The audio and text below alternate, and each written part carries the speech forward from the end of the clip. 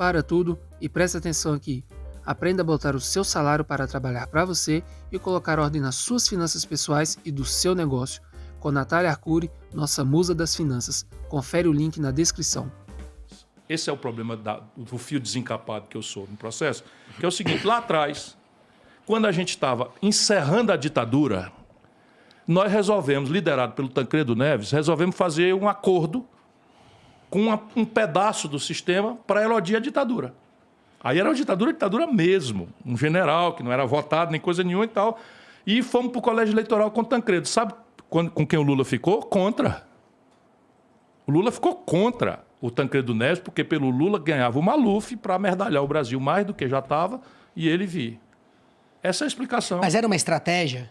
Combinada com todos os democratas do país, menos um, Luiz Inácio. Porque você sabe que tem uma coisa assim que eu vejo também... Estou só dizendo o seguinte, que o amor a eles, à democracia, é datado. Agora, quando o Bolsonaro tomou posse, eu não competi com o Bolsonaro, não fui candidato, o que cabe a um candidato que perde? Na minha formação democrática, cumprimenta o vitorioso, que foi, afinal de contas, eleito pelo mesmo povo a quem eu procurei para votar em mim, um povo que eu amo, não é? Parabéns ao vitorioso, muitas felicidades, muito boa sorte. Foi o que eu fiz. Sabe o que o PT fez? Recusou sair para a posse do Bolsonaro e foi para a posse do Maduro. Então, o amor do PT, da burocracia lulopetista e do próprio Lula... Pô, tem entrevista do Lula elogiando o Hitler. Dizendo tudo errado, mas eu admiro no Hitler a capacidade de vontade fértil, não sei o quê. Ah, se o monarca fala isso, está morto. Mas não sei muito longe. Teve aquele lance que ele estava defendendo os caras na Isso aqui Nicarágua. É a revista Playboy de 1975. Conheço o Lula de longa data. Hein?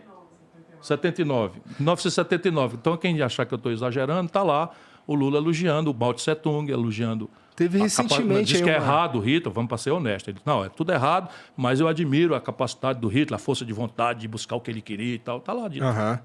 É que teve esse lance aí também recentemente, a jornalista estava conversando com o Lula sobre Nicarágua e tudo mais, que ele está defendendo aquilo lá. E aí ela fala, pô, mas o cara mandou prender os opositores. Não, ele comparou a ditadura da Nicarágua e da Venezuela com a Angela Merkel na Alemanha. Sim.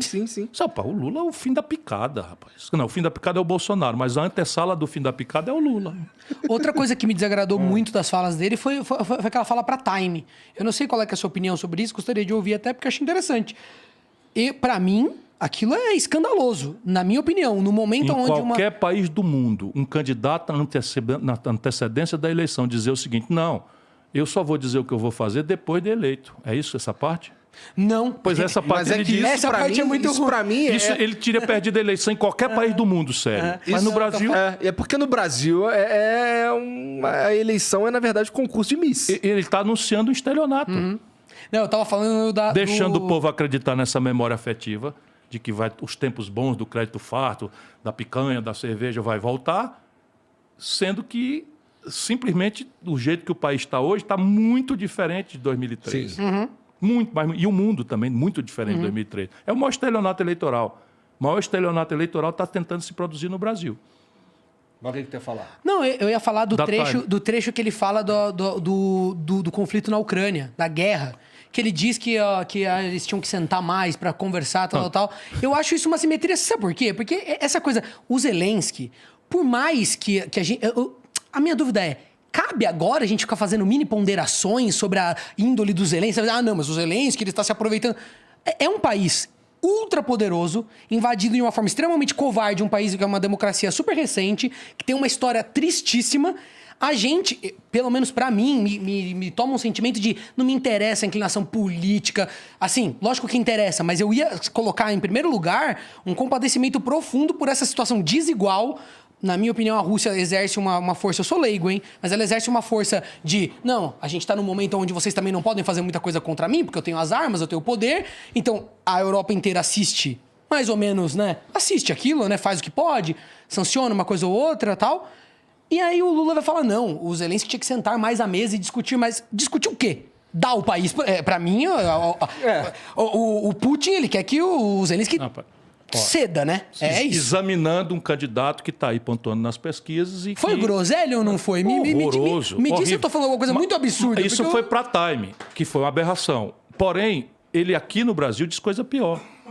Ele disse que esse processo da Ucrânia da guerra da Ucrânia, aqui no Brasil a gente ia resolver com uma cerveja, com duas. Pelo amor com de duas Deus. cervejas e tal, não sei o quê. Olha, Que fixação por alimento, né? O que está acontecendo? Não, é a apologia da ignorância. É a apologia da ignorância, como se fosse uma questão voluntarista. Aquilo que está acontecendo ali é um conflito intricadíssimo para você tomar posição. Por isso que o Brasil tem que ter uma clareza em cima de princípios seculares que nós amadurecemos, com muita gente pagando para construir isso. Barão do Rio Branco, Santiago Dantas, que o Lula não quer nem saber. A gente tem uma tradição nesse sentido, né? Qual é? Solução pacífica dos conflitos. Por isso nós temos que condenar claramente a invasão da Ucrânia. Ponto final. Por quê? Porque nós, brasileiros, somos guiados por um princípio. Solução pacífica dos conflitos. Então, condenar a Rússia é o que eu fiz no primeiro momento. Agora, há um conflito? Qual é? A expansão absolutamente fora de data da OTAN até a iminência de Moscou. Perfeito. Então, você pega a Organização do Atlântico Norte, uma organização militar que foi montada pela Europa Ocidental com apoio dos Estados Unidos no fim da Segunda Guerra Mundial, porque a União Soviética tinha sido vitoriosa também barrar e o comunismo. estava projetando o comunismo para todo canto. Existia um partido comunista na Alemanha, na Itália, em todo canto, e havia a ideia de exportar. Então, a OTAN organizou-se assim e o Pacto de Varsóvia organizou-se ali. Então, a Guerra Fria foram essas duas organizações militares. Ora, em 89, morre a União Soviética e extingue-se o Pacto de Varsóvia. E a OTAN... Extingue-seria a OTAN também, né? Deveria ter sido extinta, Concordo. ou pelo menos ficar quieta ali. Não, está expandindo, já está na Lituânia, Estônia e Letônia, que está a 3 minutos de um míssil de Moscou. Aí é também não dá, né, meu irmão? Claro, cara, eu né? concordo, mas eu digo, do ponto de vista da Ucrânia e agora... Não tem erro. Invertendo essa visão... Invadiu, está errado. É. Invadiu, está errado. Solução pacífica dos conflitos. Portanto, a invasão tem que ser condenada. Isto dito, nós temos que atuar para que as causas desse conflito não prosperem, porque elas estão prosperando de uma forma absolutamente perigosa. Porque está anunciando a Finlândia, que fica a minutos de São Petersburgo, e está anunciando a Suécia, que também está na iminência ali. A Ucrânia do lado aqui, e você tem, a Rússia já ficou na Crimeia, então a Rússia está toda coisa. O que aconteceu? Abalou a neutralidade da China. A China está vendo o quê? Nesse conflito está vendo como é que vai ser enfrentada ela, a China, na questão de Hong Kong agora e na questão de Taiwan.